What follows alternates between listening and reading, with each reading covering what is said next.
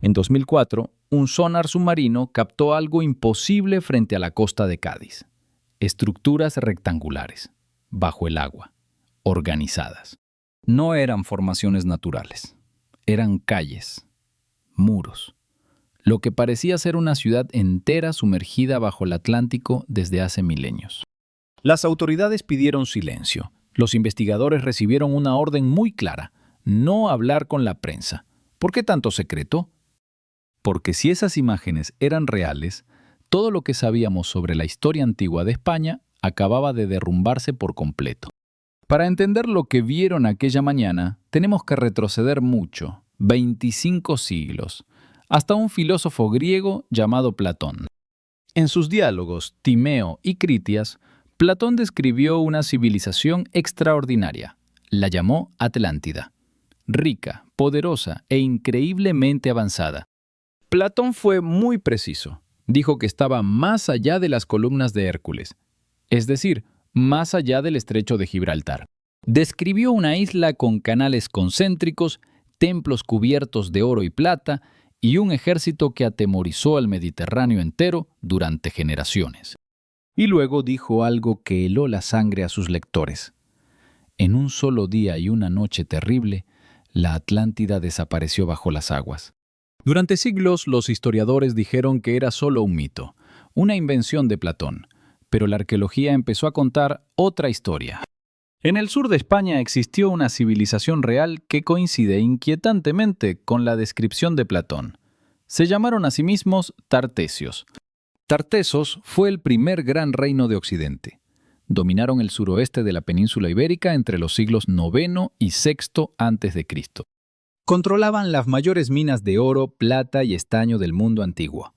Los fenicios viajaban miles de kilómetros solo para comerciar con ellos. La Biblia los menciona. El profeta Isaías habla de las naves de Tarsis. Los griegos los describieron como los hombres más ricos del mundo conocido. Su rey más famoso fue Argantonio. Se dice que vivió 120 años y que su riqueza era tan inmensa que regalaba plata a los extranjeros. Y de repente, sin aviso, sin guerra, sin explicación aparente, Tartesos desapareció. Se esfumó de la historia como si nunca hubiera existido jamás. Nadie encontró su capital. Ningún arqueólogo ha localizado sus palacios, sus templos ni sus puertos. Un reino entero, borrado del mapa sin dejar rastro. ¿Cómo desaparece una civilización entera sin dejar huella? ¿Dónde están sus ruinas? ¿Es posible que estén donde nadie pensó buscar jamás? La respuesta podría estar bajo las aguas del Golfo de Cádiz, pero lo que se encontró allí abajo tiene una parte que nadie esperaba, porque las imágenes del sonar mostraron algo más que calles sumergidas. Había una estructura circular en el centro, perfectamente simétrica, exactamente como la describió Platón. Y dentro de esa estructura, los sensores detectaron una anomalía magnética, algo metálico, algo grande, enterrado bajo metros de sedimento desde hace miles de años. ¿Qué hay debajo de ese sedimento? Eso lo descubrirás en unos minutos. Pero antes necesitas conocer una pieza clave de este rompecabezas que nadie menciona. La teoría más aceptada durante décadas fue simple y cómoda. Tartesos no se hundió. Simplemente fue conquistado por los cartagineses y absorbido por su cultura. Los libros de texto lo repiten sin cuestionar. Cartago destruyó Tartesos hacia el 500 a.C. Fin de la historia. Caso cerrado para siempre. Pero hay un problema con esa teoría. Un problema muy grande. No hay ni una sola prueba arqueológica que la confirme realmente. Ni una sola. Lo que sí hay son pruebas de algo completamente diferente. Pruebas físicas, geológicas e históricas que apuntan en una dirección que cambia toda la narrativa.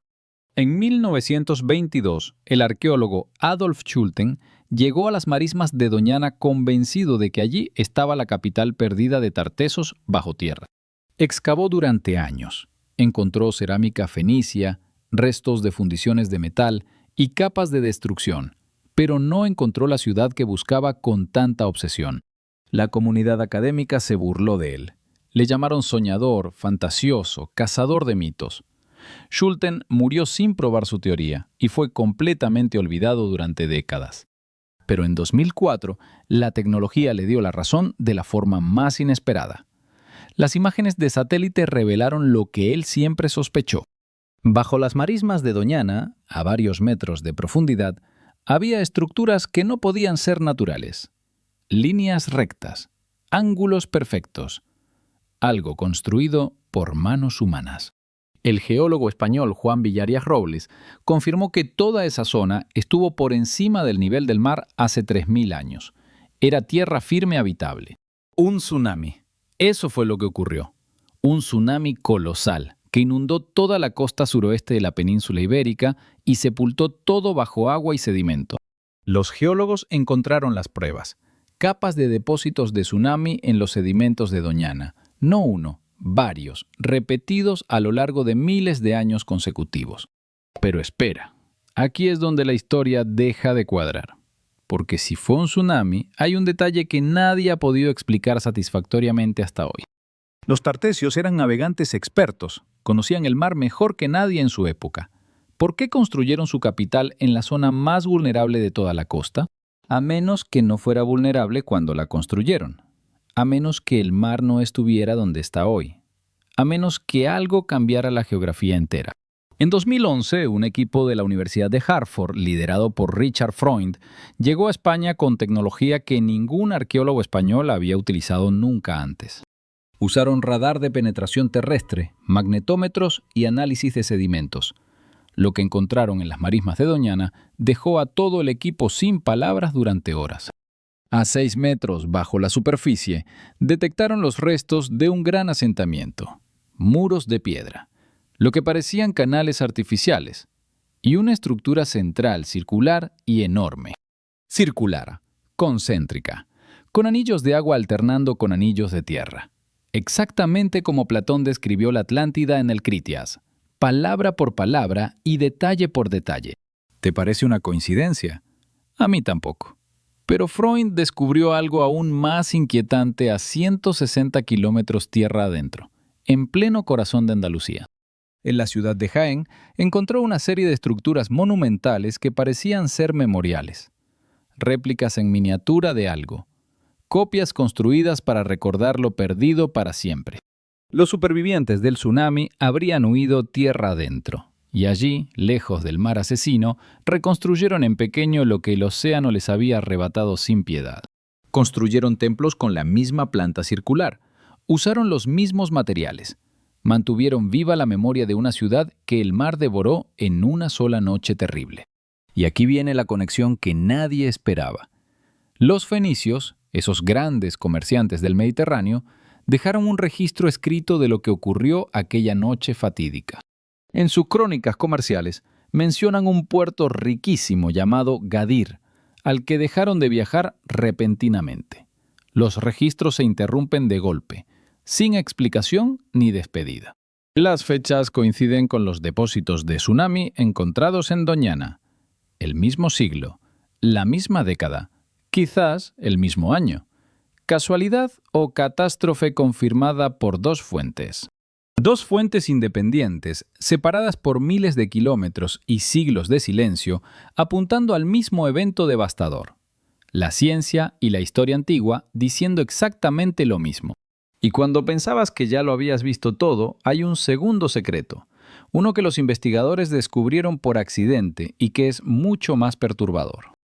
En las marismas de Doñana, junto a las estructuras sumergidas, el equipo de Freund detectó altas concentraciones de metano, gas que emana de materia orgánica en descomposición masiva.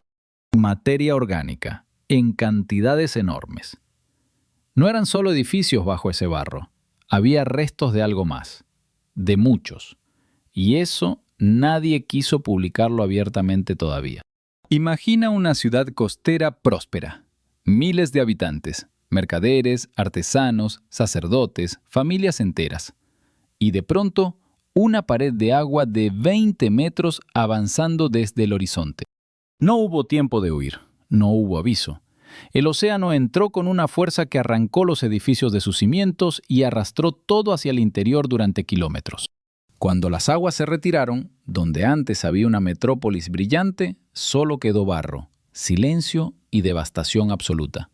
la ciudad más rica de Occidente, ya no existía. El escritor romano Estrabón, siglos después, escribió algo revelador. Dijo que en la zona de Tartesos el mar había avanzado sobre la tierra y devorado ciudades costeras. Avieno, otro autor romano, describió la costa sur de Hispania como una zona de ciudades sumergidas y puertos fantasma que los navegantes evitaban por miedo y superstición ancestral. Los pescadores de Sanlúcar de Barrameda llevan generaciones contando que sus redes se enganchan en estructuras de piedra bajo el agua, muros, columnas, escalones sumergidos en el fango. Durante siglos se les ignoró, se les llamó supersticiosos. Pero los pescadores tenían razón, siempre la tuvieron. Debajo de sus barcas dormía una ciudad entera desde hacía milenios. En 2009, buzos locales fotografiaron lo que parecían bloques de piedra tallada a solo 8 metros de profundidad frente a la playa de Chipiona. Piedra trabajada. El historiador gaditano Juan Carlos Sánchez revisó crónicas medievales árabes que describían ruinas visibles bajo el agua durante las mareas más bajas del solsticio de invierno cada año. Los árabes las llamaban la ciudad de los antiguos. Decían que era una advertencia divina contra la soberbia humana, una civilización castigada por su propia arrogancia desmedida. Alfonso X el Sabio, en el siglo XIII, ordenó investigar las ruinas submarinas de Cádiz. Sus cronistas registraron columnas, arcos y pavimentos bajo las aguas del Golfo. Siglo tras siglo, la misma historia, estructuras bajo el mar. Y siglo tras siglo, la misma respuesta oficial. No es nada. Solo rocas naturales sin importancia. Pero en 2018, un hallazgo cambió todas las reglas del debate para siempre. Un documento que estuvo perdido durante 500 años apareció en un lugar completamente inesperado. En los archivos del Vaticano, un investigador español encontró un mapa portugués del siglo XVI que mostraba con asombrosa precisión las estructuras sumergidas frente a la costa gaditana. El cartógrafo había dibujado una ciudad bajo las olas con calles, un puerto circular y una anotación en latín que decía simplemente: «Aquí yace la ciudad primera de Iberia». La ciudad primera de Iberia. No Tartesos, no la Atlántida, la primera, anterior a todo lo que conocemos. ¿Qué civilización construyó esa ciudad antes que los propios tartesios? Todas las piezas del rompecabezas están sobre la mesa. Los datos del sonar, los depósitos de tsunami, las crónicas antiguas, el mapa del Vaticano, la anomalía magnética inexplicada. Falta una sola pieza, la más importante, la que conecta todo. Y esa pieza lleva esperando bajo el mar desde hace más de 3000 años en silencio absoluto. Recapitulemos. Una civilización riquísima desaparece sin explicación. Estructuras imposibles aparecen bajo el mar, exactamente donde debería estar su capital perdida desde hace milenios. ¿Coincidencia? Imposible. Depósitos de tsunami en los sedimentos confirman una catástrofe colosal. Fuentes griegas, romanas, fenicias y árabes, todas independientes, describen exactamente lo mismo durante más de 20 siglos. Un mapa perdido durante 5 siglos señala el lugar exacto y lo llama la ciudad primera. Los pescadores siempre supieron que allí abajo había algo, y nadie les creyó. Y en el centro de todo, esa anomalía magnética. Algo metálico, grande y profundamente enterrado bajo metros de sedimento oceánico que nadie se ha atrevido a excavar todavía. ¿Por qué no se ha excavado? ¿Por qué no se ha enviado un submarino? ¿Por qué cada proyecto de exploración encuentra obstáculos burocráticos inexplicables que lo paralizan durante años? La zona está protegida como parque nacional. Cualquier excavación necesita permisos que tardan años. Algunos investigadores dicen que no es casualidad, que la protección es demasiado conveniente y sospechosa. Otros son más directos y afirman algo perturbador. Dicen que si se confirma lo que hay debajo, habría que reescribir los libros de historia de toda Europa occidental. Lo que estás a punto de escuchar es la parte que la mayoría de documentales omite, la parte que conecta todo, la pieza que falta y que explica el silencio. Porque hay algo que no te he contado todavía. En 2015, una expedición privada consiguió lo que nadie había logrado antes. Bucearon sobre las estructuras sumergidas del Golfo. y lo que grabaron con sus cámaras nunca se publicó oficialmente. Pero las imágenes existen y lo que muestran es exactamente lo que se temía desde el principio. Bloques de piedra tallada, alineados, formando lo que claramente era un muro, no una formación rocosa natural. Un muro construido por alguien hace miles de años bajo el agua. Y junto al muro, en el sedimento, fragmentos de cerámica, cerámica tartésica, del mismo tipo encontrado en los yacimientos terrestres del Guadalquivir. La conexión era directa e innegable. No era un naufragio, no era un vertedero, era un suelo de ocupación, un lugar donde la gente vivió, caminó, comerció y rezó antes de que el mar lo reclamara todo. El análisis de la cerámica la dató entre los siglos VIII y VI a.C., el periodo exacto de máximo esplendor de Tartesos. No hay margen de error posible. Y la anomalía magnética seguía allí, más profunda, más grande de lo que los primeros datos sugerían. Algo espera bajo ese barro desde hace 27 siglos, en completa oscuridad. Los especialistas en geofísica creen que podría tratarse de una gran acumulación de metal, oro, plata, bronce, quizás los tesoros del templo central de la capital de Tartesos hundidos. O quizás algo más antiguo, porque recuerda, el mapa del Vaticano no decía Tartesos, decía la ciudad primera, anterior a todo, y eso cambia absolutamente toda la ecuación histórica. Esto es lo que sabemos con certeza. Bajo el Golfo de Cádiz y las marismas de Doñana hay restos de una gran ciudad antigua confirmados por múltiples fuentes independientes. Los depósitos geológicos confirman que al menos un gran tsunami devastó esa costa entre los siglos VII y VI a.C. Las fechas coinciden con la desaparición de Tartesos. Las estructuras detectadas por sonar y radar muestran un patrón urbano con una configuración circular central, exactamente como Platón describió la Atlántida. No de forma aproximada, sino exacta. La ubicación coincide, más allá de las columnas de Hércules, frente al Atlántico, en una llanura costera fértil junto a un gran río. Platón describió el Guadalquivir sin saberlo. La riqueza en metales preciosos coincide, la estructura social coincide, el fin catastrófico coincide. En un solo día y una terrible noche, desapareció bajo las aguas para siempre. ¿Es posible que Platón no inventara la Atlántida? ¿Es posible que simplemente transmitiera, adornada con leyenda griega, la historia real de Tartesos contada por los mercaderes fenicios de Gadir? Los fenicios de Cádiz comerciaban con Atenas. Contaban historias de una civilización magnífica destruida por el mar. Platón las escuchó, las escribió, y el mundo las llamó mitos. Pero no era un mito, era una memoria.